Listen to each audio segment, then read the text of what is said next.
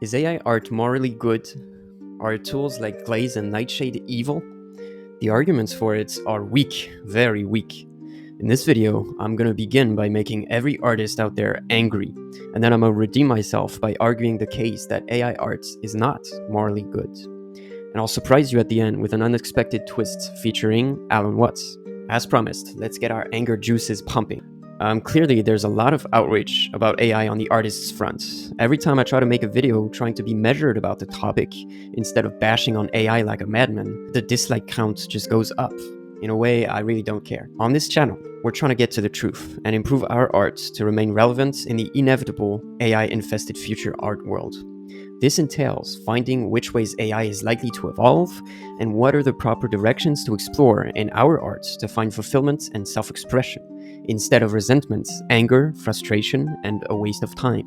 And as someone whose passion is art, but who does AI research as a job, through the work we've been doing together in the comments sections of this channel, I have become convinced that all that we need to fight AI as artists is our brushes and pencils, our bodies and our brains, nothing more.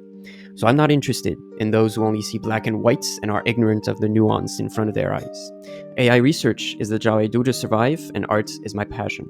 From this vantage point, I see that our best interests is to look at the reality of things and discuss them together and find this elusive insight that'll give us the key to the AI art threat. Okay, so now that everyone's angry, let me redeem myself. No, AI art is not morally good.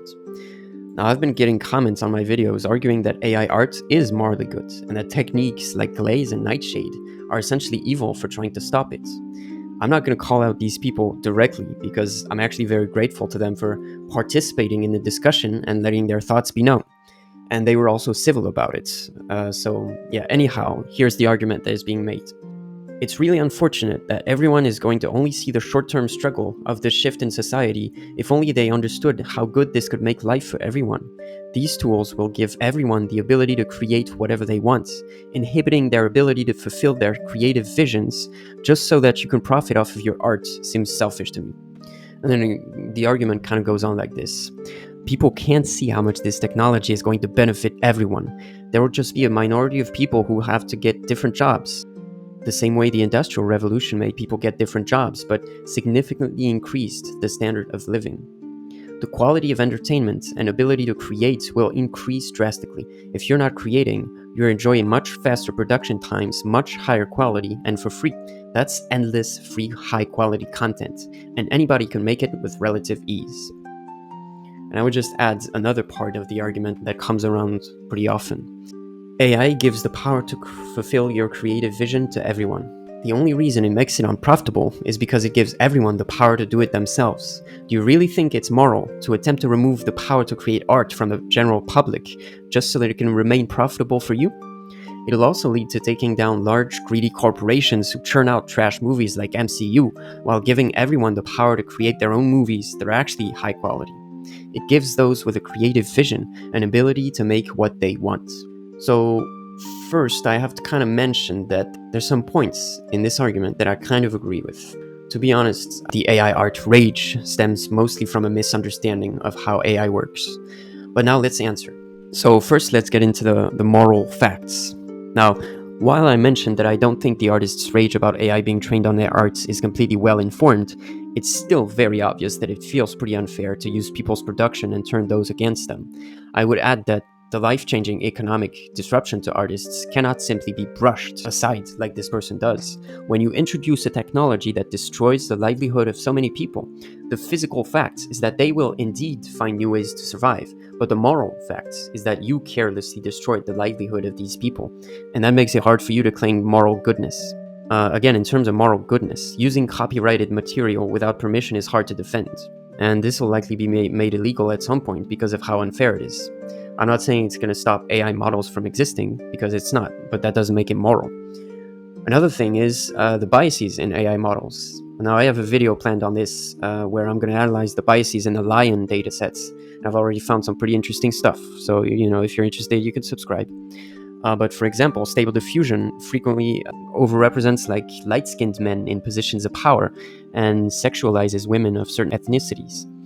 But also going the other way and trying to mitigate these biases is super hard, as shown by like the woke Gemini debacle.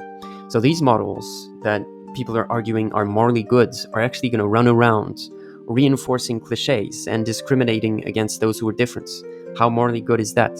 I want to mention also that in terms of environmental effects, AI is pretty awful technology. Like from the insane amounts of energy it takes to run models like GPT-4 constantly, every day, every second, to the toxic waste that these huge server rooms creates.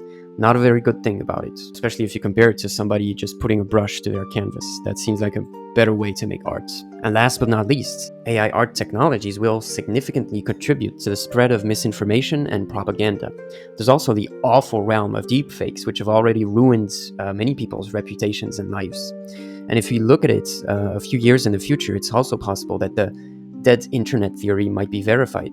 It's a theory that says most content on the internet being AI generated, most people will literally never trust anything they see there, and they'll just slowly stop going online. Now, the possible destruction of the internet doesn't appear like a really good thing to me.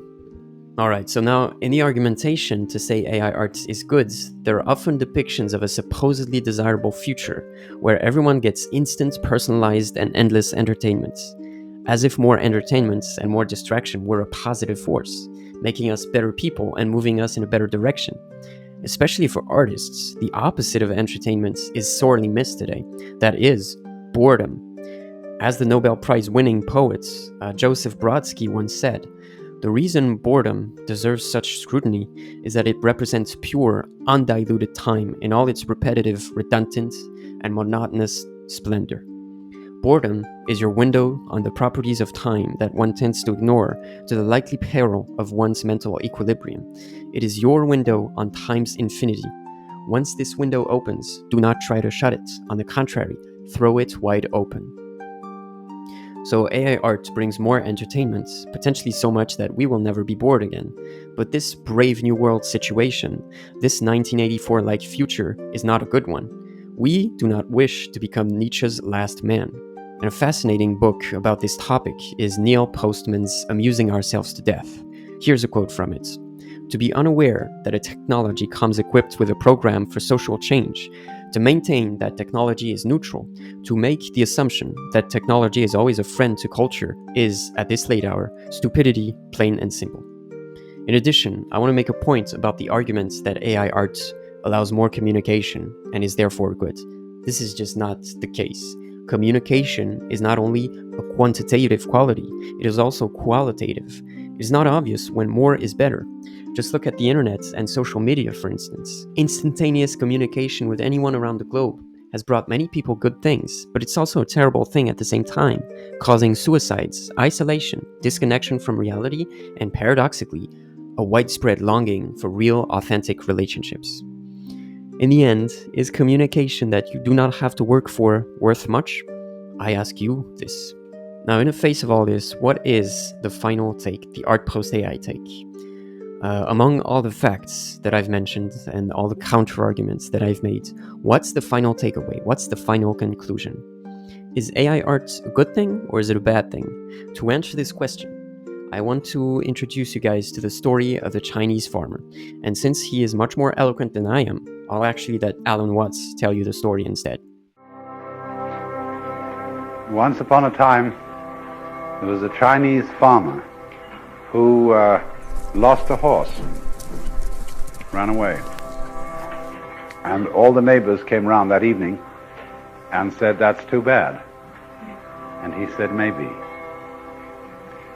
The next day, the horse came back and brought 7 wild horses with it. And all the neighbors came around and said, "Why, that's great, isn't it?" And he said, "Maybe." The next day, his son was attempting to tame one of these horses and was riding it and was thrown and broke his leg. And all the neighbors came round in the evening and said, "Well, that's too bad, isn't it?" And the farmer said, "Maybe." And the next day, the conscription officers came around looking for people for the army, and they rejected his son because he had a broken leg. And all the neighbors came round that evening and said, "Isn't that wonderful?" And he said, "Maybe."